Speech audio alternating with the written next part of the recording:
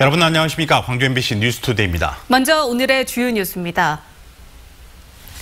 세월호 유가족들이 진도 동거차도에 세운 초소가 모두 철거됐습니다. 오늘은 팽목항 분향소가 철거됩니다. 국지성 집중호우와 급격한 기후변화로 재해 예측과 대비가 어려워지면서 보험 가입의 필요성이 커지고 있습니다. 별것 아닌 일인데도 극단적인 분노로 범죄를 저지르는 분노조절 장애 범죄가 늘고 있습니다. 광주시가 무등산에 전기차를 운행하려던 계획을 사실상 철회했습니다. 자식이 죽어간 바다가 바로 보이는 섬에 감시초소를 만들어 인양 과정을 지켜봐온 세월호 유가족들. 침몰 원인도 여전히 밝혀지지 못한 채로 초소와 분향소 등 세월호의 흔적을 하나둘 정리하고 있는 이들의 심정은 과연 어떨까요? 김진선 기자가 만나봤습니다. 자식이 죽어간 바다에서 겨우 2km 남짓 떨어진 섬. 산 꼭대기에 지은 초소에서 바닷속 세월호를 종일 바라보는 건 상처를 헤집는 일이었습니다. 그런 건 뭐 좀 감수해야지 되겠죠. 아빠니까, 부모니까. 세월호는 결국 무트로 올라왔지만 미수습자 5명은 여전히 찾지 못했고 침몰 원인도 밝혀내지 못했습니다. 더 이상 머물지 않는 초소를 해체하고 산을 원래대로 되돌려 놓는 작업이 유가족들의 마음을 시리게 한 이유입니다. 진상규명 될 때까지 있기를 바랐는데 진상규명도 제대로 안 됐기 때문에 이렇게 하나씩 뺀다는 게 가족들은 참 힘들죠. 산 꼭대기부터 마을 입구까지 산길을 따라 손에서 손으로 자재들을 옮겨가며 철거 작업은 이틀 만에 마무리됐습니다. 그동안 세월호 유가족들이 더위와 추위, 때로는 비바람까지 버티며 상주해왔던 이곳은 꼭 3년 만에 이렇게 텅 비워졌습니다. 이게 잊혀질까 봐.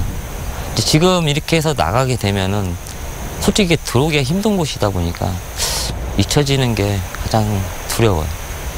세월호 참사 초기 수습 거점으로 쓰였던 진도 팽목항에 세워진 분향소도 이제는 역사 속으로 사라집니다. 오늘 분향소에서는 희생자들의 사진이 내려져 유가족들에게 전달되고 이달 말일까지 분향소와 희생자 가족들이 머물렀던 컨테이너 등도 모두 철거됩니다. MBC 뉴스 김진선입니다. 내렸다면 한 지역에 집중적으로 쏟아붓는 폭우. 지난 주말 사이에는 전남 서남부 지역에 집중돼 광양의 한 전통시장이 침수 피해를 입었습니다. 상인들은 침수 피해 원인 하나가 부실 시공이라며 대책 마련을 요구했습니다. 조희연 기자입니다. 젖은 이불과 옷가지들이 가지런히 걸려 있습니다. 잔뜩 물을 먹은 옷과 신발도 어지럽게 널려 있고 천장에는 물이 스며든 자국이 선명하게 남았습니다. 지난 31일부터 내린 폭우로 침수 피해를 입은 광양 5일장의 모습입니다. 누수 피해를 입은 가게는 10여 곳에 이릅니다.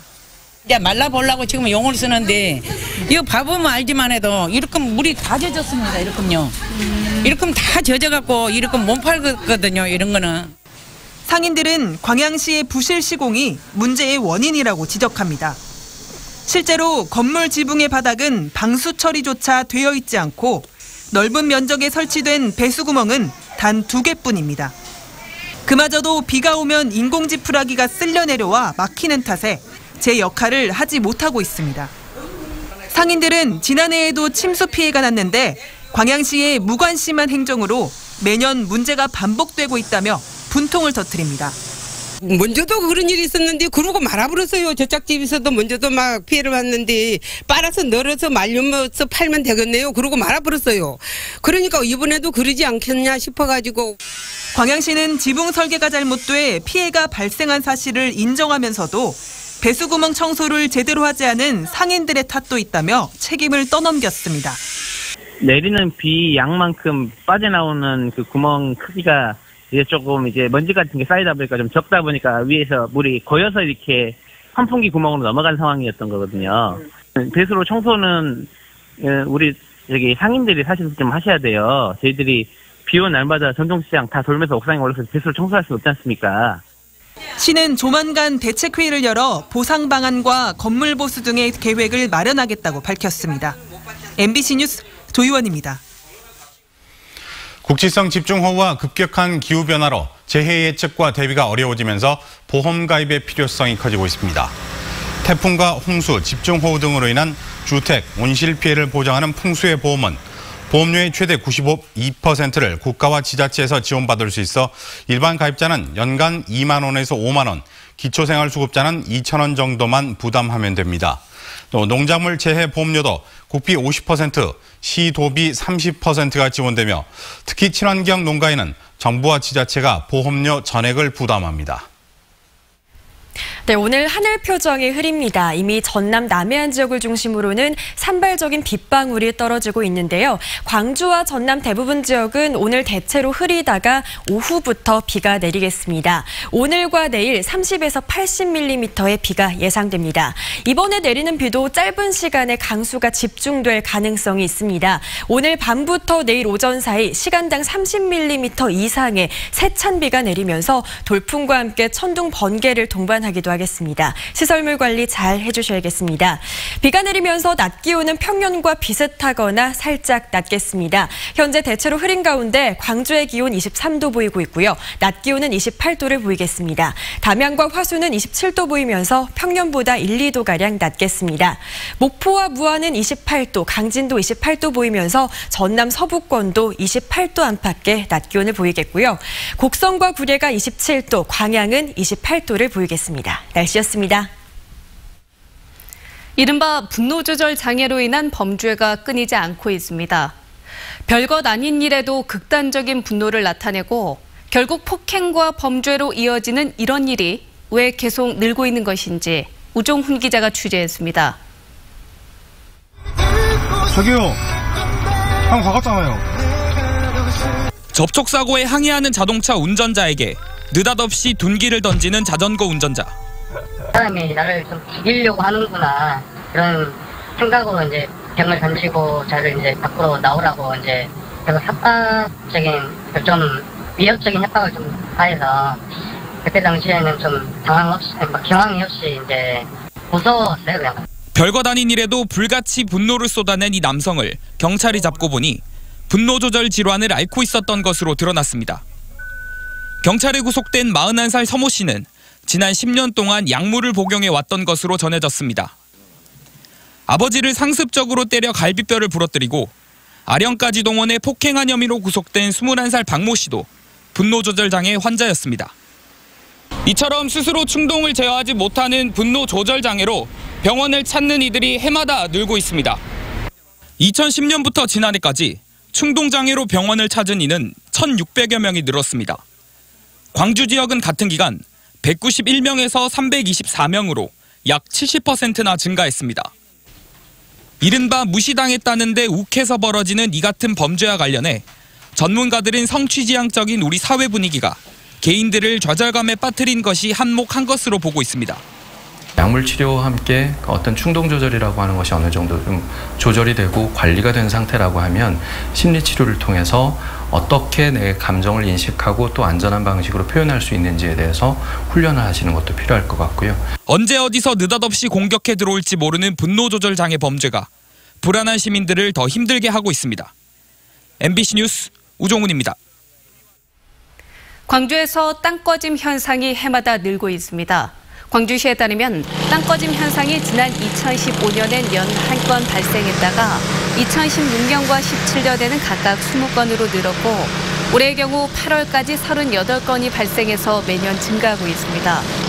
이 가운데 84%가 하수관 균열에 따른 토사 유실이나 집안 약화로 확인돼 노후 하수도관의 정비가 시급한 상태입니다. 지난 2016년을 기준으로 광주시 하수도관 가운데 절반가량인 52%가 20년 이상 된 것으로 집계됐습니다.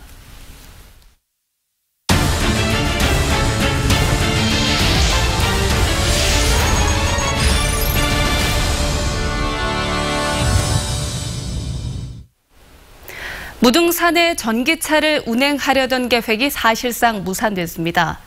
광주시는 교통약자 배려 차원에서 23인승 전기차 석 대를 투입해 원효사부터 장볼제까지 약 6.4km를 왕복 운행하기로 하고 시범 운행까지 마쳤습니다.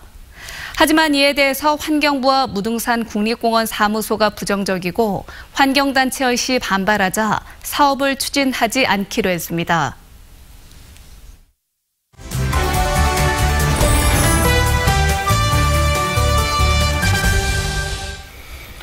지난주 일요일 바른미래당 당대표로 손학규 후보가 선출됐습니다. 또 광주시 의회에서는 상임위원회가 삭감한 추가 예산이 예산결산위원회에 의해 대거 부활돼 논란이 됐습니다. 네, 정치 행정 관련 소식에 대해서 김대현 시사평론가와 이야기 나눠보도록 하겠습니다. 안녕하십니까? 안녕하십니까? 안녕하십니까? 바른미래당의 새 당대표로 손학규 후보가 선출이 됐습니다. 어떤 의미가 있다고 보세요? 네, 앞서 전당대를 치렀던 민주당이나 민평당이 올드보이들이 기한했다 이렇게 지금 언론에 나오고 있잖아요. 네. 그래서 손학규 대표 역시 뭐 같은 올드보이로서 당선이 되지 않겠느냐 이런 예측도 했었고, 네. 바른미래당 같은 경우는 이제 그 누가 안철수 전 대표의 마음을 얻느냐, 안심 논란이 불거졌을 때 사실 손학규 대표가 그 논란의 중심에 있었잖아요. 네. 그래서 쉽게 당선될 걸로 예측을 했었는데, 다만 이제 민주당과 마찬가지로 바른미래당 역시 그 최고위원 선거에서는 개혁파인 하태경 의원이 그 1위를 차지했단 말이에요. 네. 그래서 각 정당들마다 당대표는 그 경륜과 인지도로 당대표 선출이 되었지만, 흔히 말하는 올드보이가 선출됐지만, 최고위원 선거에서는 그 나름 개혁과 변화의 바람을 좀 담지 않았나 이렇게 보여집니다. 네, 그렇군요. 올드보이의 귀환 이런 말도 나오고 있는데 정치권 내부는 지금 올드보이의 바람 네. 어떻게 보십니까? 먼저 이제 민주당의 당대표 이해찬 대표라든가 민평당, 바른미래당 세 분 다 사실은 그 한 뿌리였어요. 그 민주당에서 그 한솥밥을 먹었던 분들이지 않습니까? 그렇죠.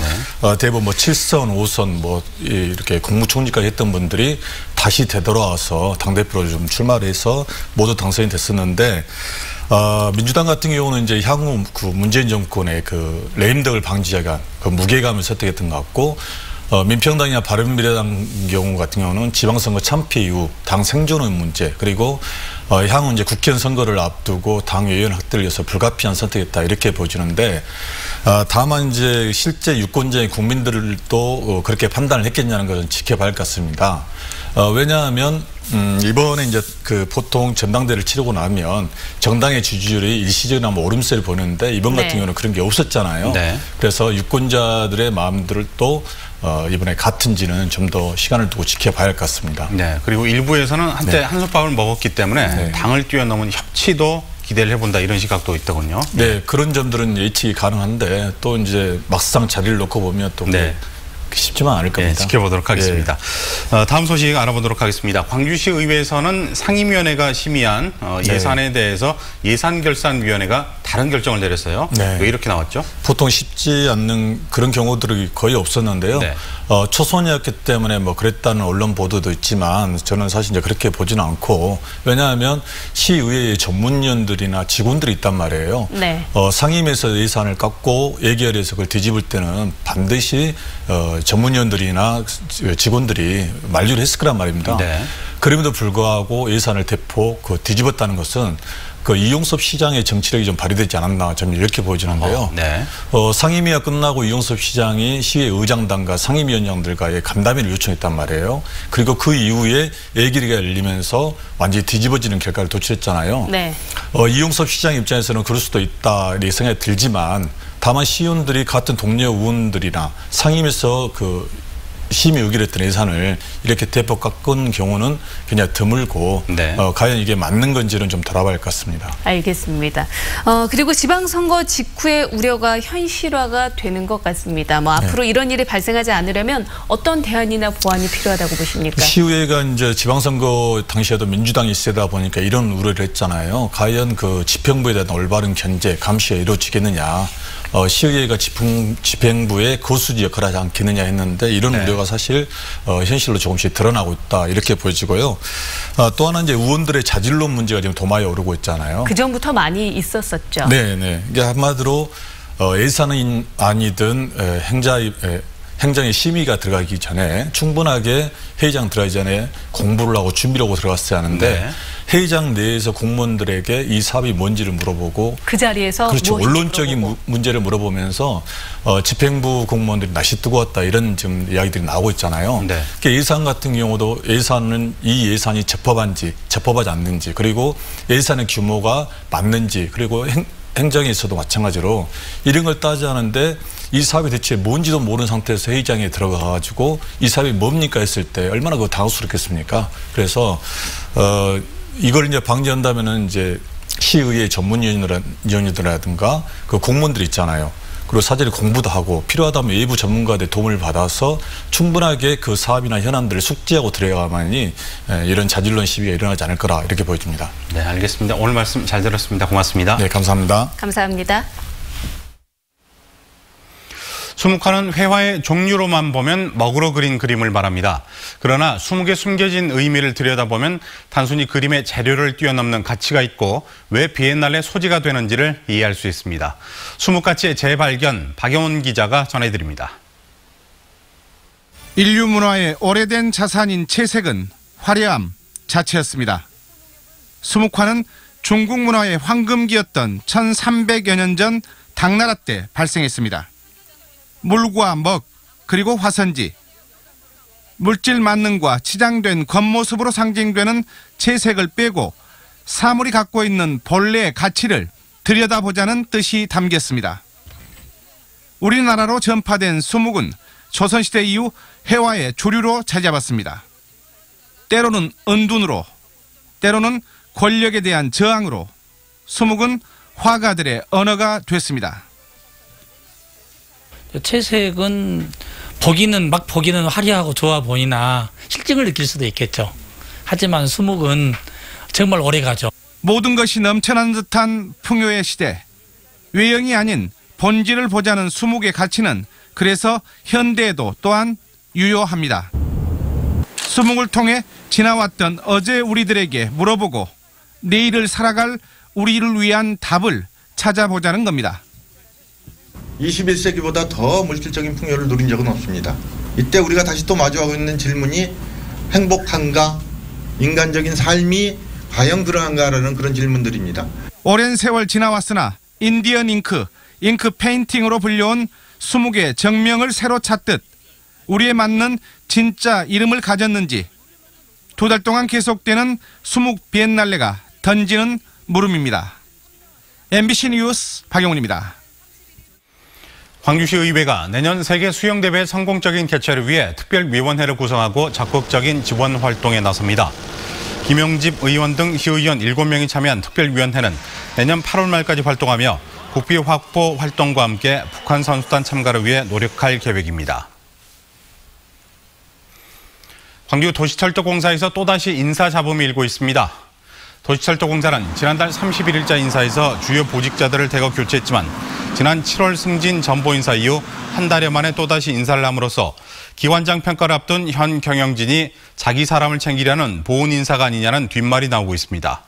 이에 앞서 도시철도공사는 올해 1월 직급이 높은 1급이 2급 밑에서 일하도록 인사를 하는가 하면 지난 7월에는 비리 연루 의혹을 받았던 직원들을 승진자에 포함시켜 특혜성 인사라는 지적이 제기됐었습니다.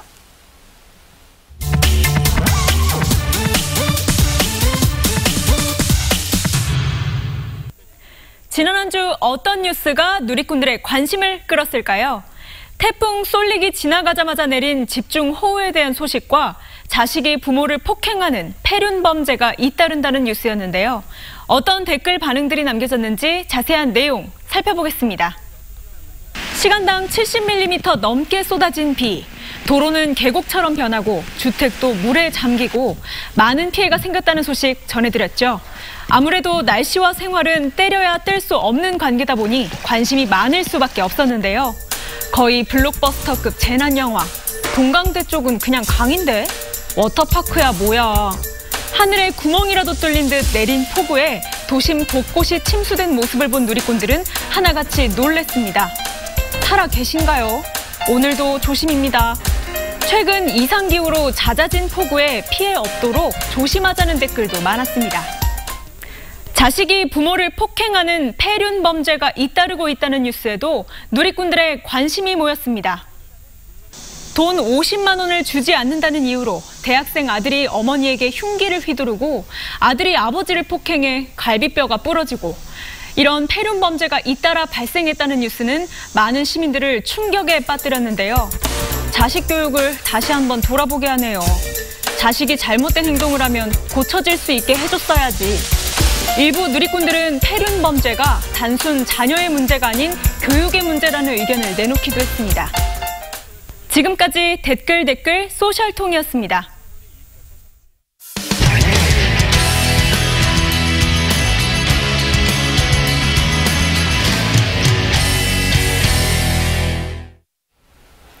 올 상반기 전국에서 발생한 보이스피싱 피해 금액 얼마나 될까요?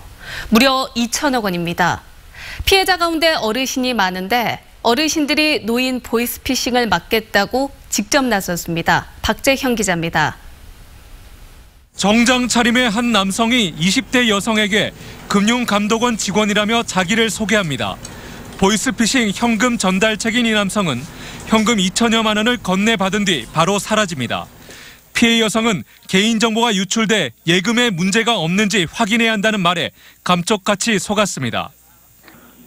여기는 서울중앙지검이고요. 네, 첨단 범죄 수사 1팀 이제 더 이상의 불법 자금이 피요금 되지 못하도록 지급 정지가 되었다고 알고 계시면 되겠습니다. 이해되시나요? 네. 보다 못한 어르신들이 연극으로 피해 알리기에 나섰습니다. 68세 이상의 은퇴 노인들로 구성된 지역 봉사단체가 복지관, 노인정 등에서 보이스피싱 피해 발생 과정을 알리는 창작 연극을 무대에 올리고 있습니다.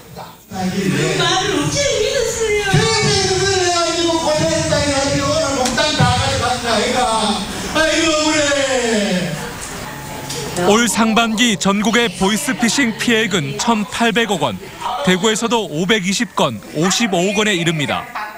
범죄 연루 핑계로 냉장고나 세탁기에 돈을 넣으라는 경우가 있습니다. 그럴 경우 전화를 끊으시고 112 신고하여 주시면 고맙겠습니다. 경찰의 노력만으로는 한계가 있었던 만큼 민간의 자발적인 참여가 보이스피싱 근절에 도움이 될 것으로 보입니다. MBC 뉴스 박재영입니다. 전남 지역의 전문대학이 크게 감소한 것으로 나타났습니다. 대통령 직속 국가교육회의 자료에 따르면 지난 2000년에 비해서 광주 소재 전문대학은 7곳으로 그대로인 반면 전남은 11곳에서 2곳으로 크게 줄었습니다. 또 같은 기간 전남의 전문대학 학생 수도 4만 1,400명에서 2만 7,700명으로 무려 33%나 줄었습니다. 국가교육회의는 학령 인구 감소로 지역 전문대학이 더욱 어려움에 직면해 있다고 밝혔습니다. 광주와 대구를 잇는 달빛 내륙철도 조기 건설을 위한 포럼이 오늘 국회에서 열립니다. 이번 포럼에는 한국교통연구원 이호 박사와 광주대 최완석 교수 등 전문가 8명이 패널로 참여해서 달빛 내륙철도의 필요성과 사업 조기 추진 방안 등에 대한 심도 있는 논의를 진행합니다. 문재인 대통령 공약인 달빛 내륙철도 사업은 6조 원 이상을 투입해 광주와 대구 간 191km 구간에 고속화 철도를 건설하는 내용입니다. 일제강점기 항일 학생운동에 대한 남북 교육교류 사업을 추진 중인 광주시 교육청이 내일 광주 학생 독립운동 민관협의회를 개최합니다. 민관협의회에는 학생 독립운동 정신계승 사업의 효율적 추진을 위해서 관련 기관과 단체 10곳이 참여하며 중장기 계획 수립과 신규 사업 발굴을 합니다. 특히 이날 회의에서는 내년 광주 학생 독립운동 90주년을 기념해 남북 학생 공동행사 제안 계획 등이 논의됩니다. 광주시와 자치구 간 갈등 요인이었던 부구청장 인사교류 등이 제도화됩니다. 광주시는 내일 시 자치구 상생회의를 열고 인사 독립성 존중과 인사교류 활성화를 위한 협약을 5개 자치구와 체결합니다. 특히 광주시와 자치구는 부구청장 인사교류에서 1:1 교류를 원칙으로 하되 부구청장의 결혼이 발생할 경우 해당 자치구의 자체 승진이나 시의 적임자를 요구할 수 있도록 할 예정입니다.